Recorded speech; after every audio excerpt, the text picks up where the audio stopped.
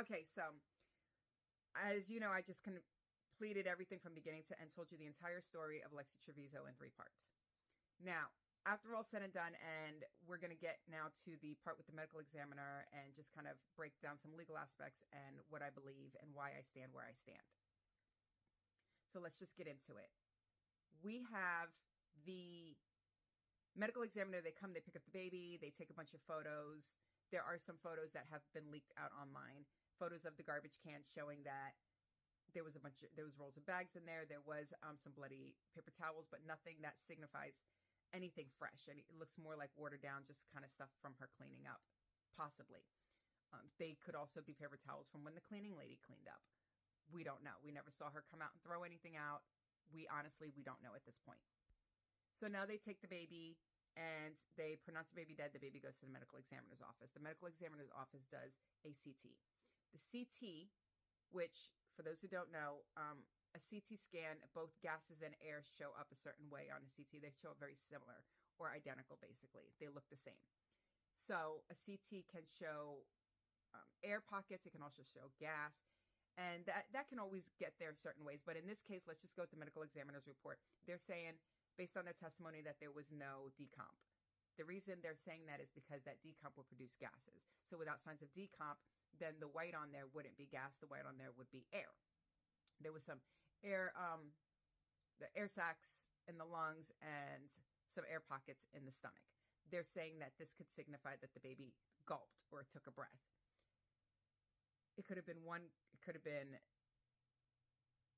more than one.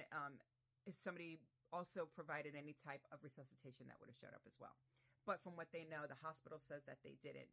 There wasn't any resuscitation. So right now they're going based on what the hospital says. The hospital says the baby was tied up in the bag. They see this thing that looks like the baby may have taken a breath.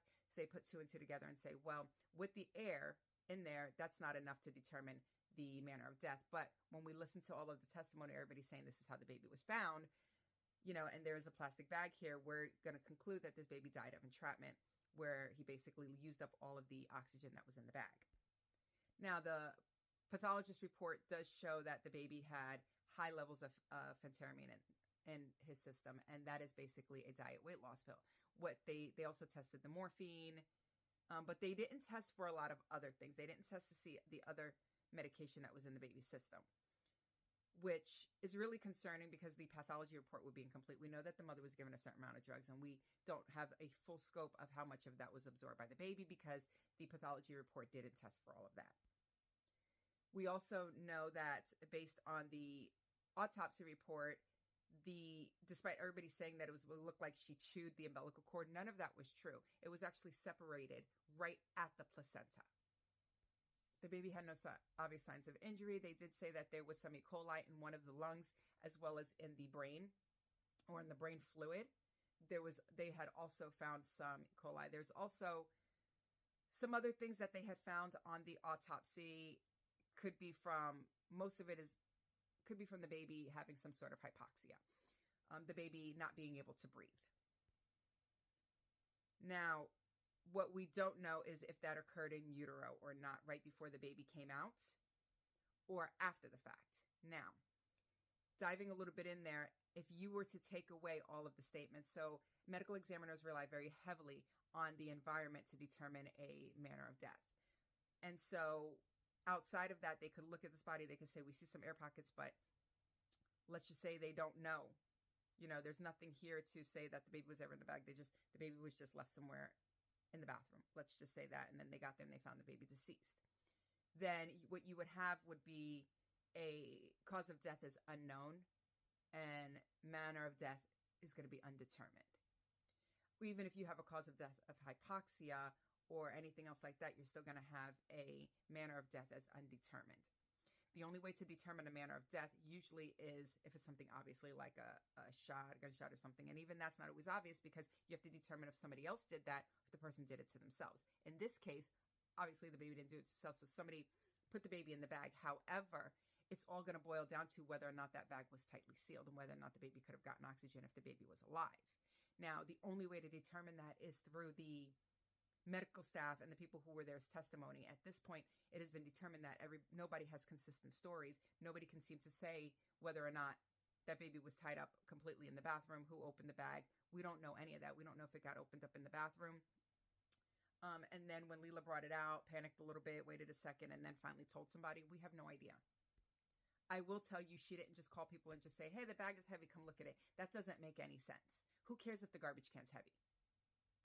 I believe that she did, in fact, know that there was a baby in there, or see the baby in there, and that's when she called them over, because there really would be no other reason for her to have to call them over. But back to the medical examiner's report. So now they have determined that the baby had died from entrapment. Entrapment means that the baby did use up all the air, not the manner of death was homicide. Again, that is going to come up for debate big time in the court system, because at the end of the day, you can't actually prove that the information that you got from these people is correct. And at this point, they've all testified different stories. So absent that, they would have had to change this to undetermined. And I think he's also going to go in and probably have another medical examiner come in and examine this and come up with a different conclusion. Now, I will tell you something else. Remember that Alexee did take a lie detector test. Gary Mitchell is confident in that lie detector test, and that lie detector test has been submitted to the state as well as to the courts, and they have asked permission to use it. So we are currently waiting to find out whether or not they're going to be able to use that lie detector test and a few other things when it comes to evidence. They're also trying to determine whether or not some of the things that she said in the room are patient doctor confidentiality. So the officer should have read her rights if he was going to be in there during that. He wasn't allowed to be in there during that private conversation. And so we kind of have all that information. We're waiting to find out what the courts are going to do with all of that. I have one more part. Let's just get into that very final part where this is just a final summary and where we stand and